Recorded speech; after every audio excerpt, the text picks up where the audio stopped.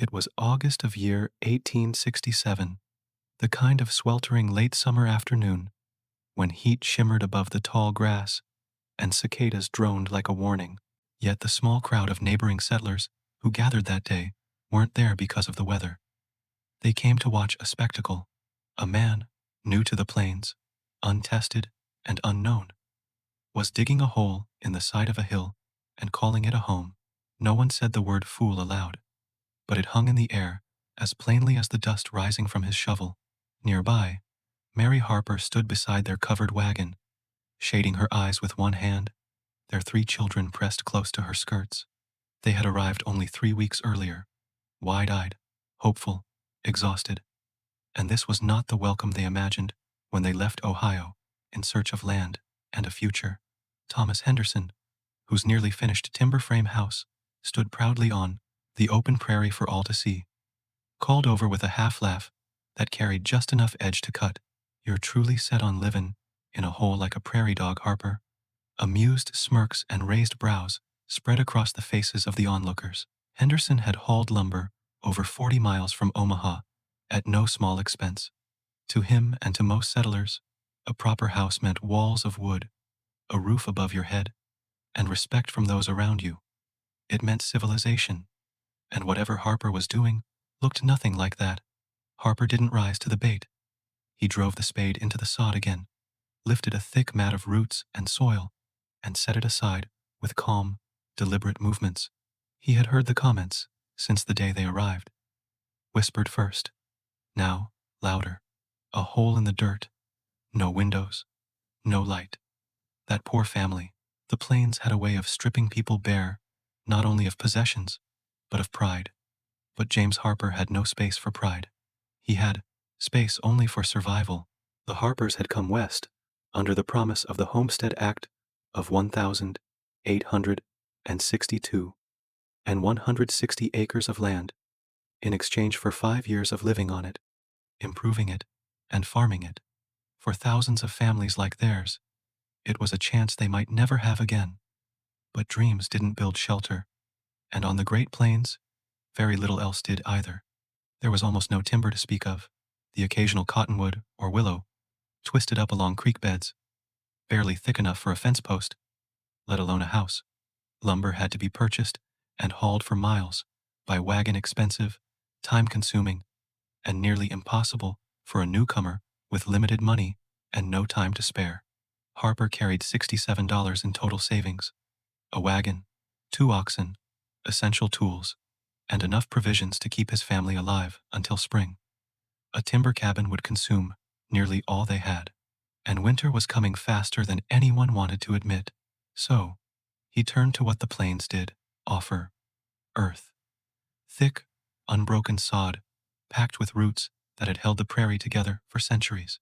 He wasn't inventing the idea.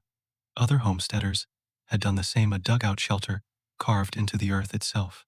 But back east, where neighbors had houses with wooden floors, stone hearths, and glass windows, the thought of living underground carried a stain of poverty that wasn't easy to wash off. Henderson made sure to remind him of it. "That's no way for a civilized man to live," he said, riding closer, dust rising beneath his horse's hooves. "You'll have no light, no comfort. Mark my words, come December, you'll be knocking at my door, begging for a fire." Mary looked down, folding her hands. She had been raised in a proper home. Wooden floors, windows that opened to sunlight, shelves, space, a sense of dignity. Now she stood beside a wagon, with her children watching strangers laugh at their future shelter. Harper kept digging. "We need a roof over our heads before the frost," he said simply. "This will hold. That's what matters." He didn't say the rest. "If I'm wrong, we don't survive." The hill Harper chose wasn't random. He had paced the land for hours before settling on a spot with quiet, thoughtful calculation. An east-facing slope to catch morning light, high enough to avoid flooding after storms. Sheltered from the deadly north winds, close to water, but not at the mercy of it. His mind replayed something another settler had told him at the last stop before they arrived. A family had dug too close to a creek bank, A June storm flooded it within an hour, turning their home into a mud-filled grave of belongings. That warning lived in Harper's thoughts as sharply as any fear. His children watched him work, a father cutting into the earth with steady resolve. Emma, 8, held their younger sister's hand. She didn't fully understand why this home would look different from others. But even at her age, she could sense the gap between how people lived and how they ought to be treated. Beside her, 6-year-old James stared with a mix of curiosity and concern. "Pa, will it be dark inside?" he finally asked. Harper paused, wiping sweat from his brow with a dirt-streaked sleeve. "A bit," he admitted, choosing honesty. "But it'll be warm and safe, and that matters more than anything this winter." Mary watched her husband, the sun catching in the dust around him like a halo made, not of glory, but grit. She had agreed to come west, knowing hardship would follow, but not humiliation. Not like this. Yet she said nothing against him. She had promised to weather the storms of marriage, whether of sky or circumstance. A small group lingered a while longer, making quiet remarks, shaking their heads, then gradually drifted back toward their own claims, toward their lumber skeletons, rising proudly on the open prairie. Pride stood tall that day. Wisdom crouched in the hillside, but winter would judge them all. As Harper worked, the sky above stretched endless, an ocean of blue, broken only by distant clouds and the occasional hawk circling for prey. The plains were vast, intimidating, and breathtaking, but they were not forgiving. What most settlers didn't yet understand was that the ground itself held something precious. Insulation. 6 feet down, the earth held a near constant temperature, close to 50 to 55 degrees, regardless of season, enough to protect root vegetables in cellars, and enough to protect people too. No one watching that afternoon cared about such things. They saw a man sweating in a hole. They saw a family they assumed would suffer for poor judgment. But beneath the mockery was a quiet truth. The Harpers weren't building a poor man's shelter. They were building a survival advantage. No one knew it then. Not even James, but the winter ahead would be one of the harshest Nebraska had seen in decades. And the shelter that was, laughed at in August, would become the warmest home for miles when the snow began to fall. To understand why James Harper chose a dugout, and why his neighbors thought it disgraceful, you have to understand the reality of the Great Plains in the late 1860s. The frontier was not a land of cozy log cabins and tidy farmsteads, as Eastern newspapers liked to romanticize. It was raw, wide, wind-scoured country, and everything a family needed for survival had to be carved from the land itself. For those who arrived under the Homestead Act of year 1867, the promise seemed straightforward. Live on 160 acres, improve it, farm it for 5 years, and the land became yours.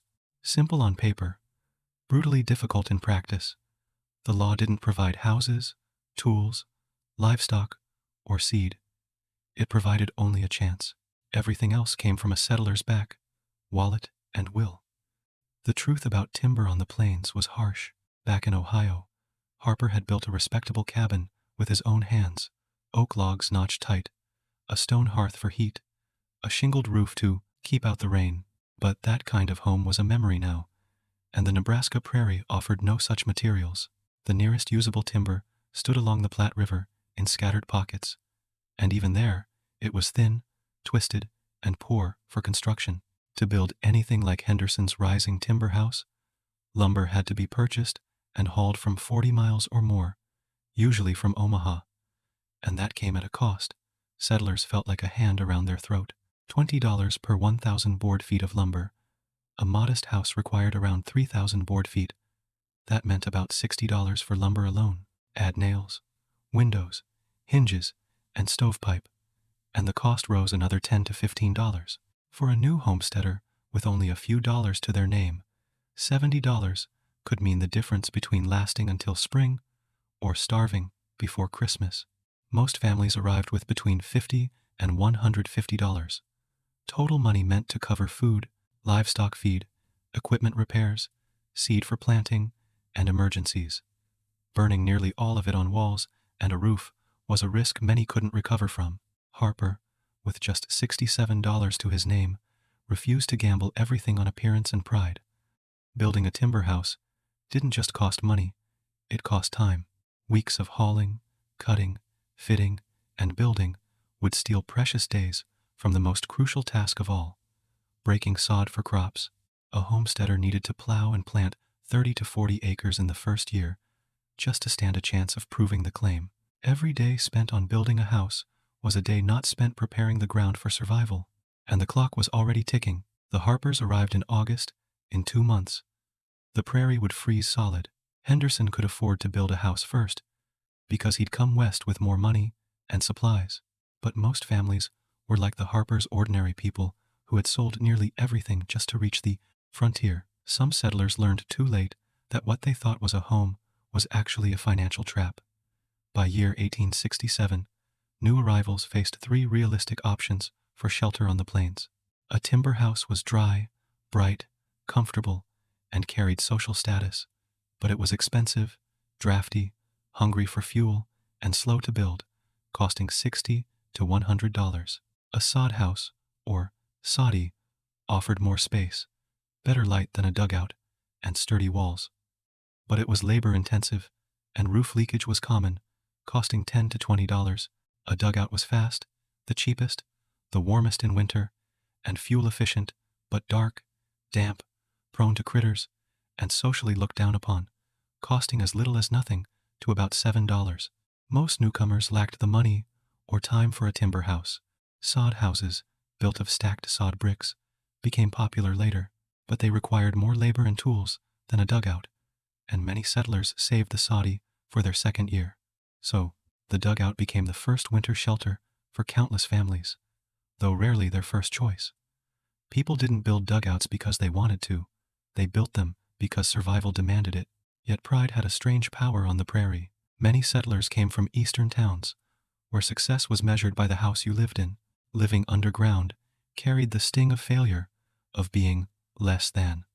Some chose a timber house, not because it was wise, but because they feared ridicule.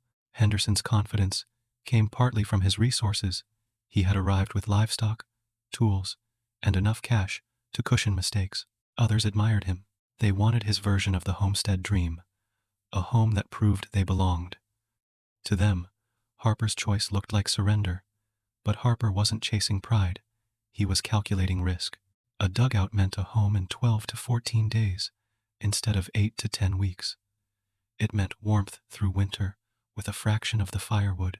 It preserved savings for seed, livestock, and emergencies, and it allowed time to break enough land to secure food for the next year. He wasn't building down into the earth out of desperation. He was building toward the future. Local settlers had been whispering about the coming winter. Older residents, those who had endured a season or two on the plains, knew the signs: the thickness of summer grass, early migrations of birds, a certain sharpness in the night air long before frost. Storms on the Great Plains were not gentle inconveniences. They could arrive violently, without warning, and take lives. A poorly built house was not just uncomfortable, it was dangerous. But newcomers rarely listened to warnings their first year. Optimism traveled west with them, as packed as their belongings. Harper was cautious. He had listened, and while neighbors saw only a man digging his family into the ground, he was building a shelter that, if the worst whispers proved true, might be the only thing standing between his children and the brutal winter that loomed ahead.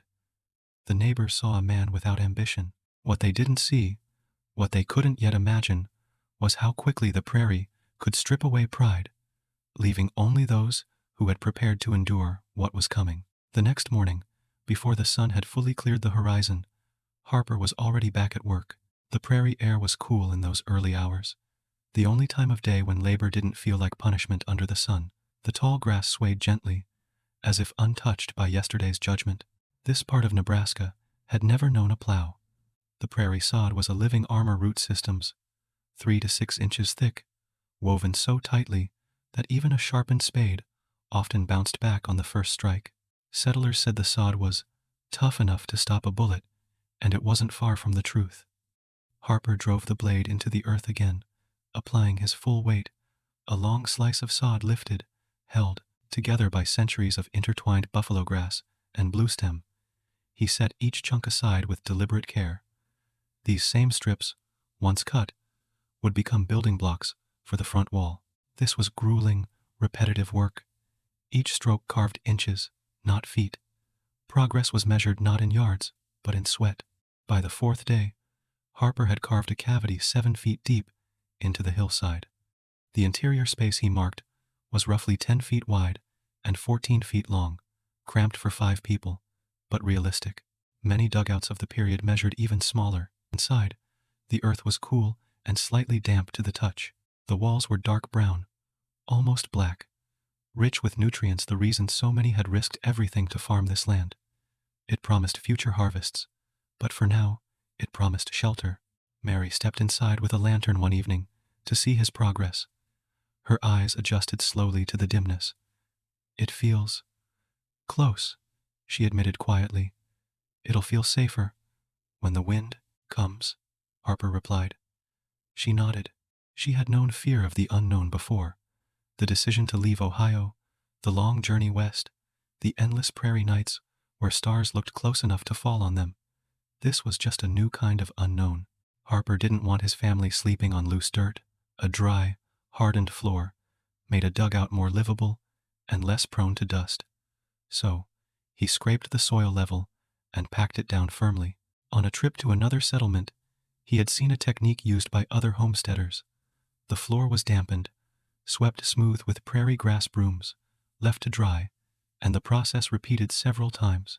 It could create an earthen floor almost as firm as wood, without costing a cent. Over 3 days, the whole family helped.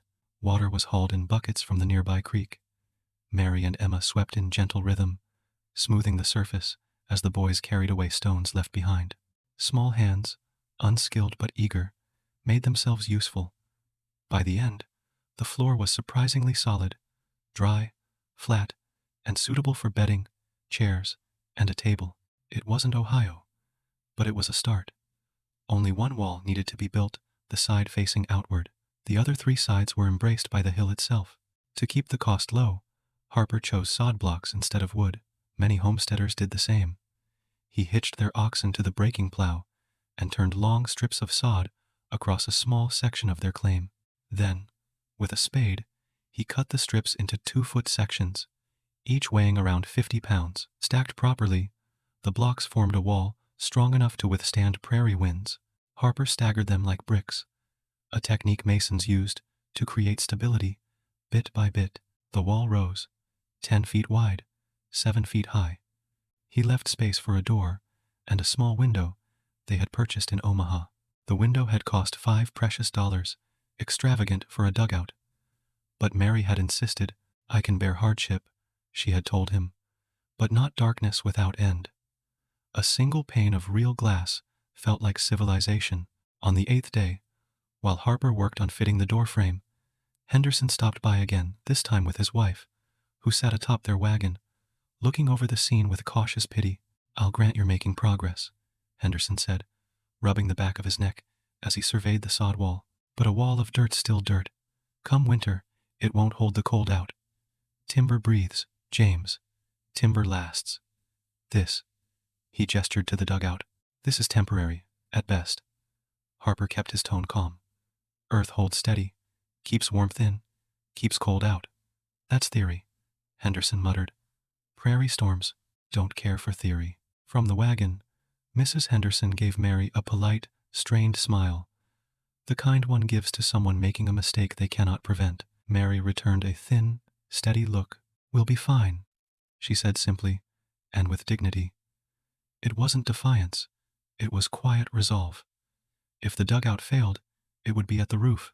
It had to support weight, shed rain, keep snow from melting through, and insulate the family below all, with materials available to a man with almost no money. Harper cut cottonwood poles from the creek bed. Soft wood, not ideal, but the best the land offered. Each pole was 8 to 10 feet long, enough to span the dugout's width. He laid them side by side, tight as possible, from the front sod wall to the back earth wall. On top of the poles, he spread thick layers of prairie grass, a natural barrier that prevented loose soil from falling below. Then came the sod blocks again. One by one, he lifted each heavy piece above his head back, straining, arms trembling, and placed them grass side up across the roof. If the grass took root, the roof would knit together, becoming a living layer that protected the home year-round. It was exhausting, slow work. Just lifting enough sod to cover the roof took 2 full days. By the time he placed the final block, the roof blended so seamlessly with the hillside that, from a distance, the shelter nearly disappeared. A simple stone and mud chimney finished the task. They had a home. On September 3rd, after 12 days of labor, the Harpers moved in. They set their few belongings on the hardened floor. The single window glowed faintly as evening light filtered through. The air inside smelled of earth, clean, cool, unfamiliar. James, 6, sat cross-legged and whispered, "It feels like being inside the ground." Mary lit a candle. The flame flickered softly, casting a small circle of warmth. "It feels like shelter," Harper said. Emma listened to the wind outside through the grassy roof above their heads, and for the first time since arriving, she did not feel exposed. It was dark. It was small. It was not what anyone dreamed of as a home, but it was theirs, and the real test of its worth was just weeks away. For most families on the plains, the first night in a new home was a moment of celebration. Neighbors might visit, a warm meal would be shared, perhaps even a hymn sung to bless the house. The Harpers' first night in the dugout was quiet, dim, and uncertain. When the door closed, the outside world disappeared almost completely. The grassy roof and earth walls muffled sound so deeply that even the wind seemed far away. The single window offered little comfort once the sun set its glass, simply reflected the candle flame back into the room. Little Sarah whimpered at bedtime. She had never slept underground before. Her small voice trembled as she whispered to her mother, "Will the dirt fall on us?" Mary pulled her close. "No, love, your pa built it strong." But even she found herself glancing upward now and then.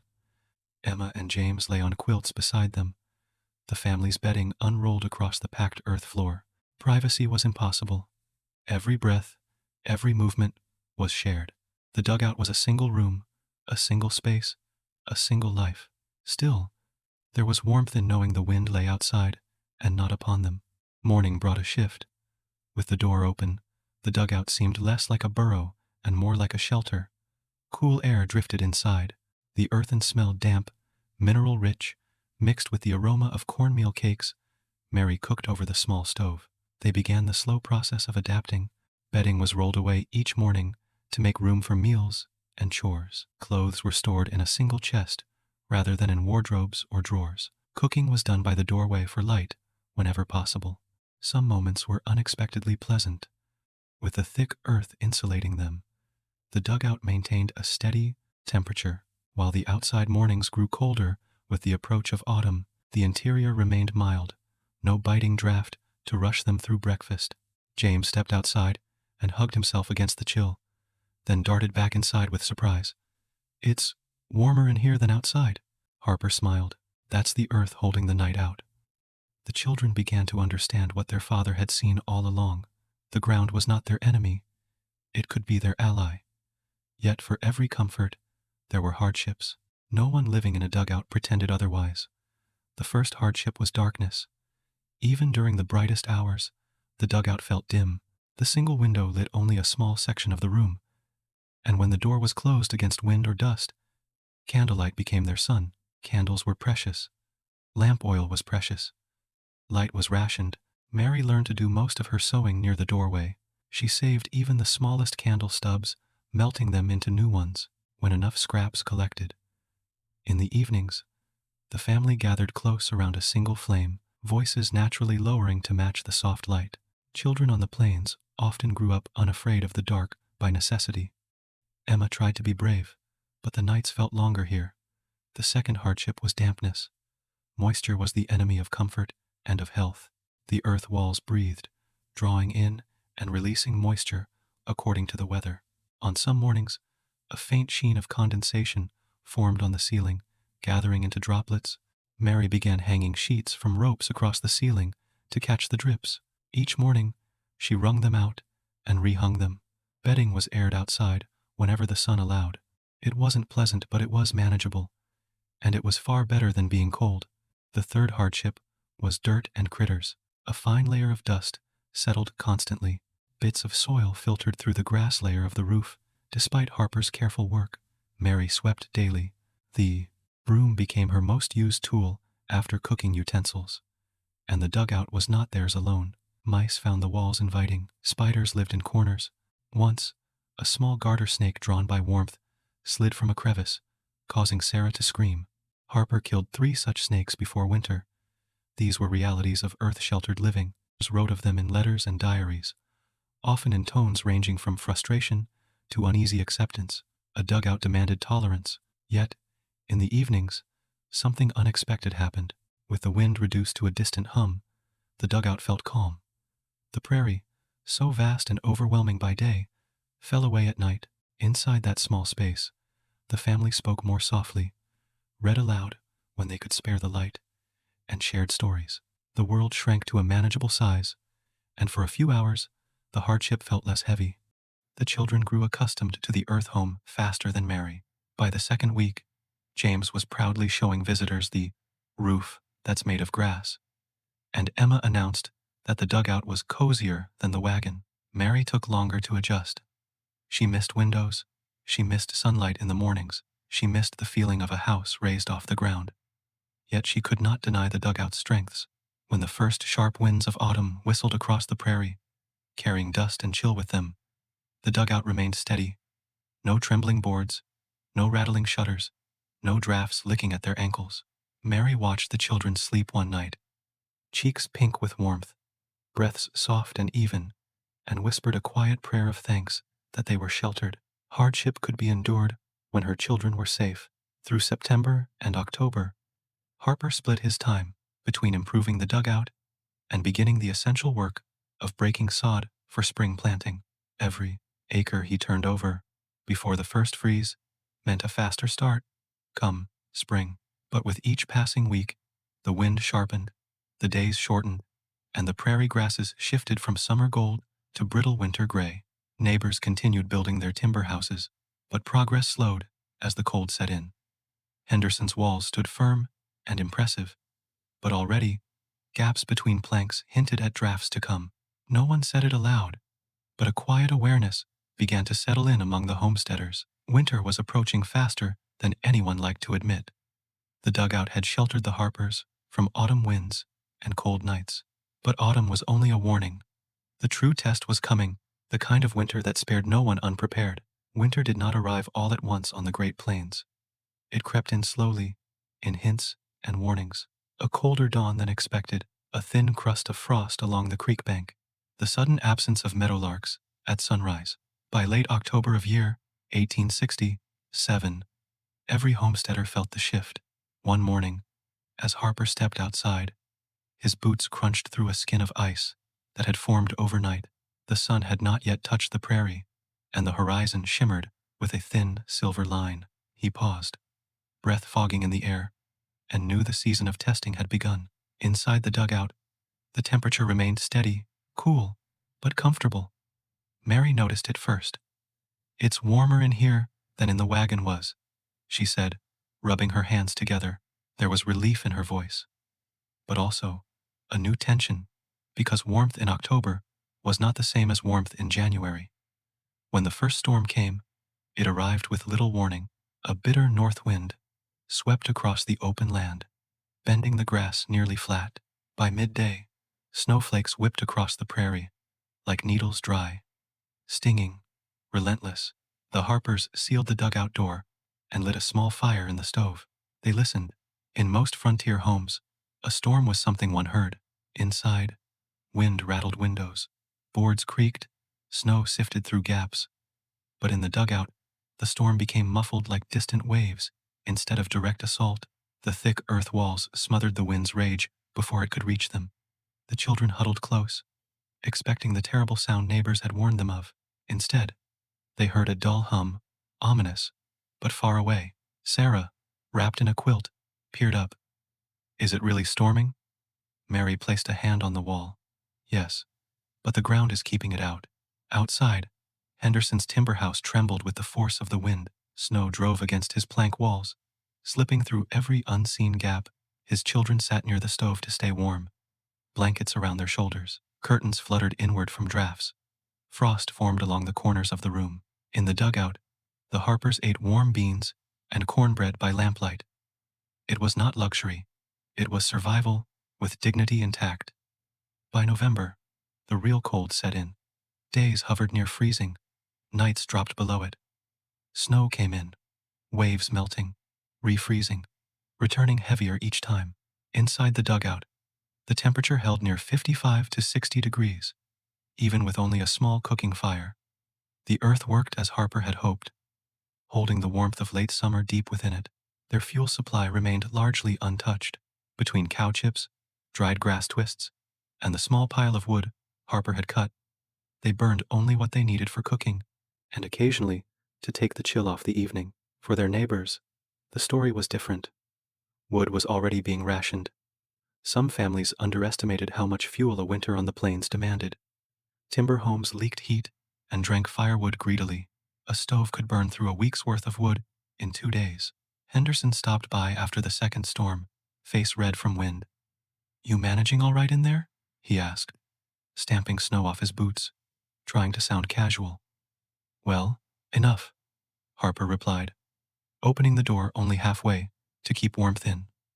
"You?" Henderson forced a smile. "Cold nights, but we're holding." He didn't stay long. What he did not say was that his wife had been waking each night to tend the fire, afraid it would die down. Their youngest had begun coughing in the mornings. They were burning through wood faster than expected. December passed with hardship for many and steady endurance for the Harpers. But January brought a storm that settlers would talk about for years. On January 12th, year 1868, the sky turned an iron gray. Birds disappeared from sight. The air felt thick, heavy. Settlers across the prairie sensed it, an instinct inherited from generations who lived close to the land. By mid-afternoon, the temperature plunged. A violent wind screamed from the north, and snow began to fall, not gently, but horizontally driven, as if by a force determined to cut through anything in its path. The blizzard raged through the night and into the next day. Visibility dropped to arm's length. Many settlers could not see their own barns from their house doors. It was the kind of storm that killed travelers within a few feet of home. Families stayed inside, burning whatever they could find. Henderson fed chair legs to his stove. The Millers burned fence rails. The Johnsons used broken crates and corn husks. Inside the Harper dugout, the wind was a distant roar, barely perceptible. Snow drifted high above the roof, but that only added insulation. The interior temperature held near 60 degrees. They rationed food carefully: cornbread, beans, salt, pork, but they were warm. Emma read aloud from the small Bible they had brought west. James carved a small wooden horse from a scrap of wood. Mary mended clothes by lamplight. The storm raged outside, but their lives continued in relative peace. On the second day, the weight of snow sealed the door shut from the outside. Harper had to dig out carefully from inside, but not in desperation, just effort. When the storm finally broke after 2 full days, a silence fell across the prairie, so complete it felt unnatural.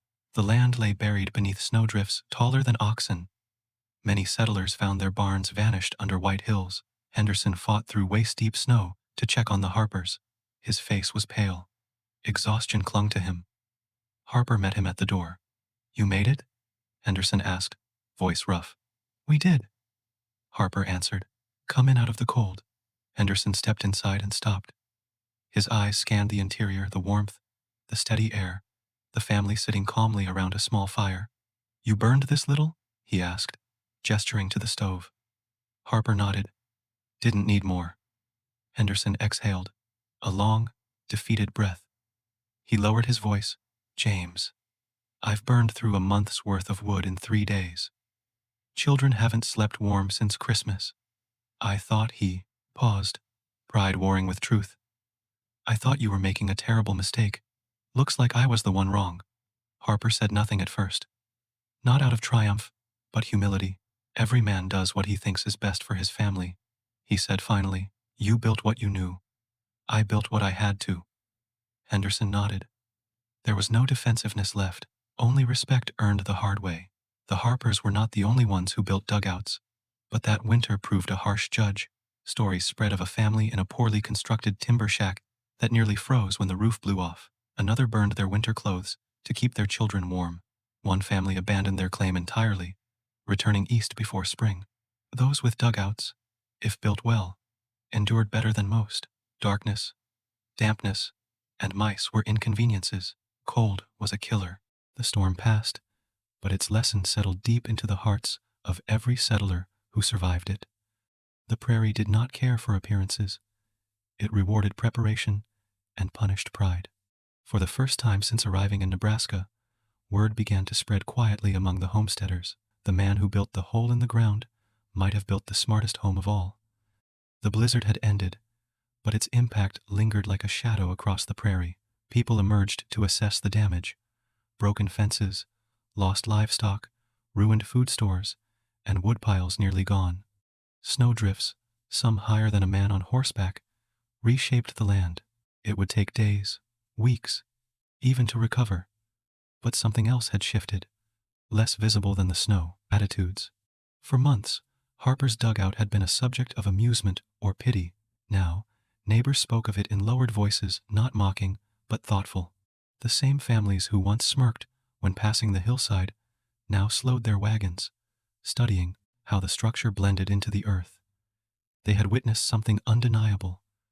The dugout had worked. On a clear morning, a week after the storm, Harper was cutting a path through the snow toward the barn when Henderson approached again, this time on foot. The sky was bright, the air biting, and Henderson's breath showed in thick clouds. He stopped, removed his gloves, and held them in his hands, not from warmth, but from sincerity. "James," he began, voice steady, "I owe you an apology." Harper straightened, leaning lightly on the shovel. "No apology needed." But Henderson shook his head. "It is. I judged before I understood. I mocked what I didn't know. You built a home that protected your family better than any of our fine houses did. That's worth acknowledging." Harper accepted the words without pride. He had not built the dugout to prove anyone wrong.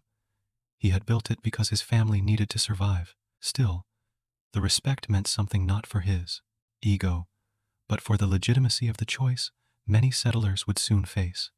"If your brother comes as you said," Harper replied, "help him build what he can afford and keep warm in.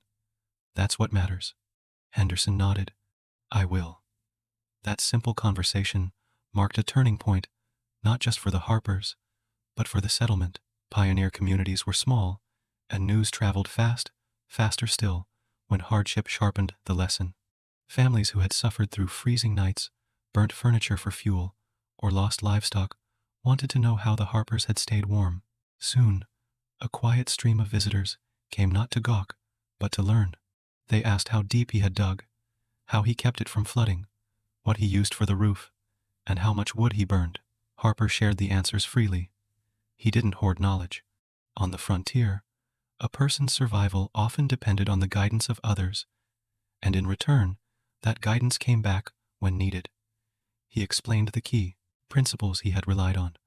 Build into a slope, facing east for morning sun, dig high enough to avoid spring runoff, use thick sod blocks for insulation, lay grass between poles and roof sod to stop dirt falling, keep the chimney small to retain heat. None of it was secret. It was simply wisdom older than the plains themselves. When spring came and the snow melted into the thawing earth, the financial difference between families became stark. Those who had spent heavily on lumber now faced depleted funds and a long list of repairs.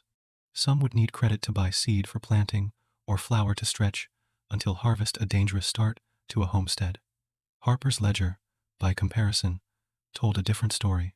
He had spent $5 for the door and window, about $2 for nails, hinges, and small supplies, and nothing for walls, roof, and floor. In all, roughly $7. He had also burned a fraction of the fuel others used. While some families had consumed nearly all their firewood, Harper still had a modest stack remaining, plus cow chips set aside for emergencies. This meant something priceless. Harper could invest in his farm instead of recovering from winter.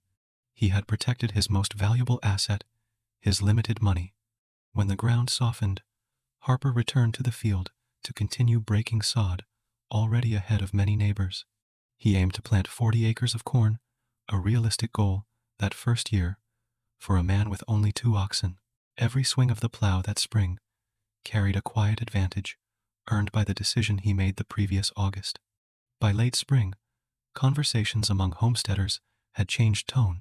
The ridicule, once associated with dugouts, had softened. For some, it had flipped completely. One afternoon, Peterson, the man who had originally shared the warning about creekbank flooding, rode by and dismounted at the Harpers' claim. "Heard folks are calling your dugout the warmest house on the prairie," he said with a grin. Harper chuckled. "I wouldn't call it a house." Peterson nodded. "Maybe not, but it did what a house is supposed to. Kept your family safe. Can't say the same for everyone." Others quietly praised Mary for enduring life underground so gracefully. Neighbors who once pitied her now admired her. She had weathered the same winter as everyone else, but with fewer tears and less fear. Pioneer communities valued resilience deeply, and Mary had shown plenty. The Harpers hadn't gained status through wealth or grandeur, but through proof that good judgment and humility could outmatch show and pride. In time, settlers began to speak not just of what the dugout did, but why it succeeded. The concept was simple. The earth held the temperature of late summer far longer than air. Below frost depth, the ground stayed near 50 to 55 degrees year-round in that region. In winter, the ground was warm compared to freezing air. In summer, it would be cool compared to scorching heat. A small fire in a dugout could raise the temperature a few degrees, enough for comfort. In a timber house, the same fire barely kept pace with drafts. People had once viewed the dugout as primitive. After winter, they began seeing it as practical engineering. Harper didn't lecture anyone. He didn't boast. He simply lived, worked, and endured, allowing nature to make the argument for him. As spring warmed the prairie and new grass began to grow across the roof of the dugout, Harper faced a choice that would shape the next years of his family's life. Now that he finally had money, should he leave the dugout behind and build a proper house, or stay in the shelter that had already proven its worth? His answer would surprise even those who respected him most.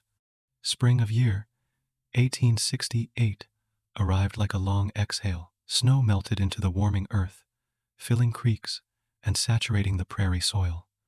The land, which had seemed lifeless under winter's grip, began to show its promise. Thin blades of new grass emerged. Meadowlarks returned with their familiar song.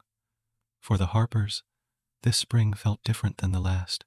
They were no longer newcomers, staring at 160 acres of daunting emptiness. They were survivors of a prairie winter, tested, tempered, and standing. The dugout that had once symbolized poverty now represented wisdom. Harper wasted no time. With the soil thawed, he took to the field, determined to break as many acres as daylight allowed. Behind the plow, his oxen leaned into the traces, turning rich black soil that had rested untouched for centuries. Mary and the children brought water, gathered fallen branches, and tended to chores around the claim. Their hardship had not vanished. Life was still labor, dawn to dusk, but the fear of not making it had eased. They could finally think beyond survival and toward building a future. By summer's end, Harper had achieved what few first-year homesteaders managed: a successful crop, intact finances, and a warm roof that had cost almost nothing. With enough money saved after harvest, he could have built a small timber house immediately. Many expected him to. But Harper had learned something valuable during winter, a lesson that fewer than 1 in 10 settlers grasped so early. Wealth on the plains was not built by spending early, it was built by enduring early. So, at the dinner table that autumn, he announced his decision. "We'll stay in the dugout another year," he said. "Maybe 2. Mary set down her mending and studied him. She had longed for a house with more windows, more light, room to breathe, but she also understood the shrewdness of the choice. A second year of low expenses would allow them to invest where it truly mattered: livestock, tools, and seed. "If it means a stronger future," she said softly, "I can bear another year." The children, used to the dugout by now, didn't protest. To them, it was home strange, dim, and earthy, but safe. What the neighbors once viewed as shame was now viewed as strategy. Just as the prairie wind carried news of troubles, it carried news of success. By the second winter, the Harpers' decision to stay in the dugout was no longer questioned, it was admired. New settlers arrived that spring and summer, families from Iowa, Illinois, and Indiana, drawn west by the promise of land. Many arrived with the same idealized image the Harpers once held: a whitewashed house, a neat fence, a well-stocked barn. But the first winter on the plains was a grinder of illusions, and now those newcomers had an example to learn from. Some sought Harper directly. One young couple, the Williams family, arrived late in the season, August of year 1869, just as the Harpers once had. With limited funds and a wagon of belongings, they faced the same decision. They rode to Harper's claim for advice. "You truly lived in that dugout for a year?" Mr. Williams asked, disbelief still clinging to his words. "2," Harper corrected, "and we'll finish a third before we build the house." Mrs. Williams hesitated. "Is it bearable?" Mary smiled kindly. "Hard at first, dark, damp, but warm. Warm can save your life more than comfort can." Harper then walked them to the hillside, opened the dugout door, and explained every decision: slope, drainage, sod thickness, roof layers, chimney size. He had once absorbed this knowledge from others. Now, he passed it on. That evening, Williams thanked him. "Most folks would brag about their house. You're showing us how to live without one." Harper shook his hand. "A house built too early becomes a burden. Build when you can afford comfort, not when you fear judgment." While they continued living in the dugout, Harper made improvements as time allowed. He dug a shallow drainage trench just outside the door to keep rainwater from seeping inside. He added shelves to the walls, driven into the hardened earth. He found flat stones along the creek to lay near the stove, reducing dirt from falling into the cooking area. And Mary's touch turned necessity into care.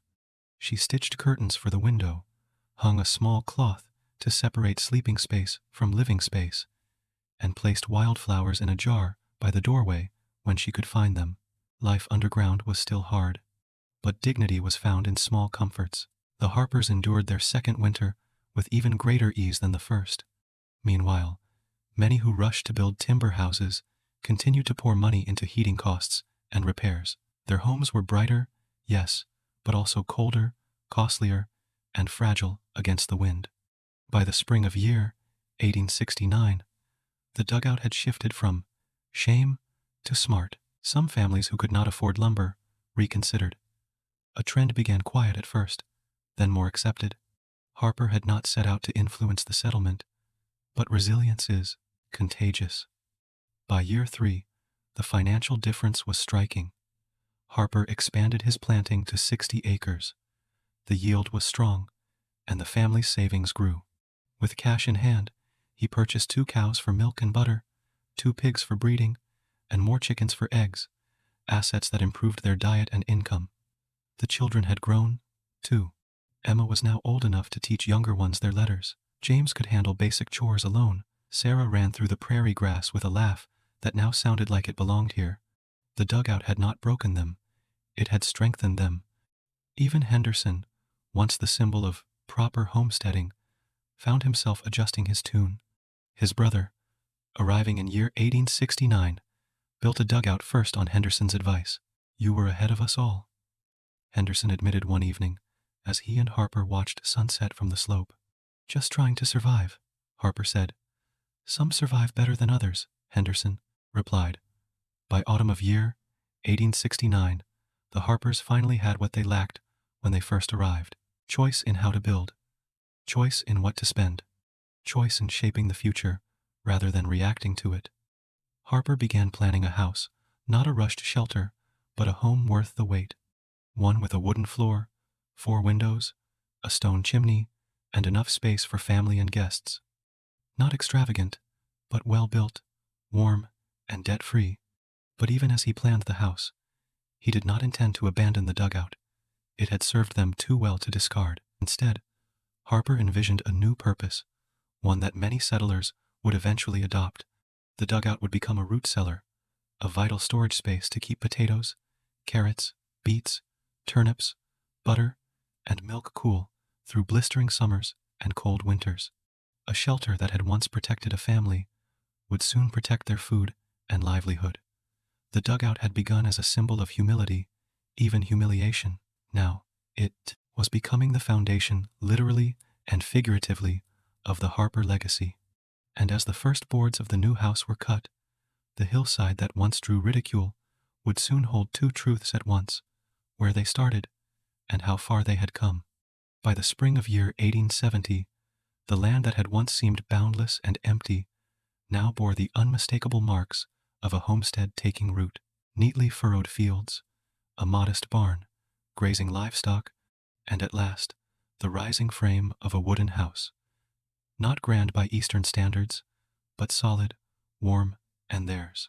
Neighbors gathered to help raise the walls, as was custom.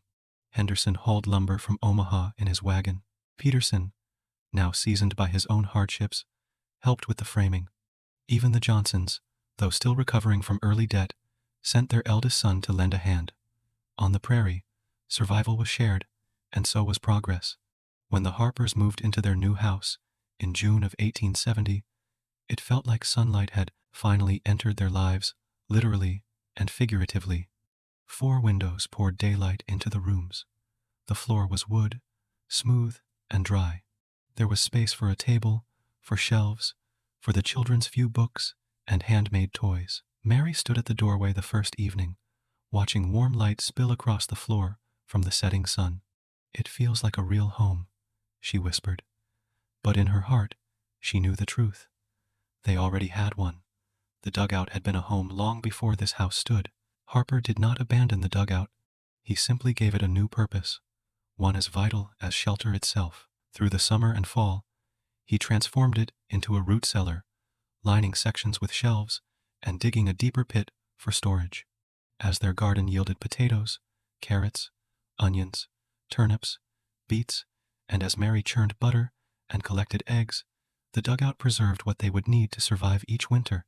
Crocks of butter stayed cool through July heat. Vegetables lasted through January frost. Milk soured slowly instead of spoiling within hours. Once a refuge for a family, the dugout was now a refuge for their food. Its usefulness had outlived its original mission. The winter of year 1870 and 71 was the Harpers' first in an above-ground home. Though well built, the house still required far more fuel to heat than the dugout ever had. Harper found himself chopping and hauling wood weekly during one particularly cold snap. As the wind rattled the eaves and the fire burned hot, he found his mind drifting to the shelter beneath the hillside. In the dugout, this would have taken a handful of wood chips, he murmured. Mary looked up from her sewing with a gentle smile. But here, I can see the children play in daylight. Then, after a pause, both homes gave us something we needed at the time. He nodded. She was right. The dugout had given them survival, savings, and a foundation. This home gave them comfort, dignity, and room to grow. Both were victories, only in different chapters of their life. Over the next 5 years, the settlement flourished into a small but thriving community. A schoolhouse rose, a church followed, a general store opened near the wagon road. The railroad extended a spur line, changing everything, bringing goods, people, opportunity. Some of the original settlers stayed and prospered. Others, defeated by drought, debt, or loneliness, returned east or sought better claims elsewhere. The Harpers stayed. By year 1875, they held their homestead deed in hand, the land officially theirs. What began as a single dugout carved into a hill had grown into a 400-acre farm with livestock, crops, and strong roots both in soil and community. Emma, once a frightened child in a dark underground room, was now a young woman who helped teach children at the school. James and Sarah had chores, responsibilities, and memories of a home no one could take from them, and the dugout grass still waving over its roof remained as steady as the day it was built. In year 1890, a historian from the Nebraska Historical Society traveled through the region, gathering accounts of early settlement life. He sat with Harper, now gray-haired but strong, on the porch overlooking the fields that had once been untouched prairie. Tell me about your first shelter, the historian asked. Harper pointed to the hillside. I built a dugout. Right there. 12 days of labor, $5 spent, and worth more than any house I ever lived in. And how was life underground? The historian asked, pen poised. Harper spoke honestly. It was dark. Damp. Dirt fell from the ceiling. Mice in the walls. Snakes. Once or twice. It wasn't a place anyone would choose, if choosing were easy. He paused, looking toward the dugout with a softness the historian didn't expect. But I'll tell you this. It kept us warm through 2 winters that near froze the 10, a life out of anyone living above ground. It cost almost nothing to heat, and saving those dollars is why we're standing on this porch instead of leaving this land behind. The historian captured every word, noting that this one humble dugout represented a pattern repeated across the Great Plains. It was not a symbol of poverty, but of strategy, resilience, and practicality. Dugouts faded from everyday use by the year 1880s. Lumber became more available, sawmills spread, railroads reduced costs, and settlers built houses with wood rather than earth. But the dugouts didn't disappear from memory. Many were converted into cellars, storage rooms, or storm shelters. Some collapsed and returned to the land, almost as if the prairie swallowed them again. Yet those who had lived in them never forgot. In local museums today, reconstructed dugouts stand with low ceilings, earth-scented air, and dim lantern light. Visitors bend down to enter, surprised by the cool interior, thick silence. Most leave with the same disbelief. How did anyone live here? But those visitors feel only the hardship. They do not feel what the Harpers felt. The relief, the warmth, the safety, and the future being built silently, one day at a time. Because the dugout was never meant to be the destination. It was the bridge.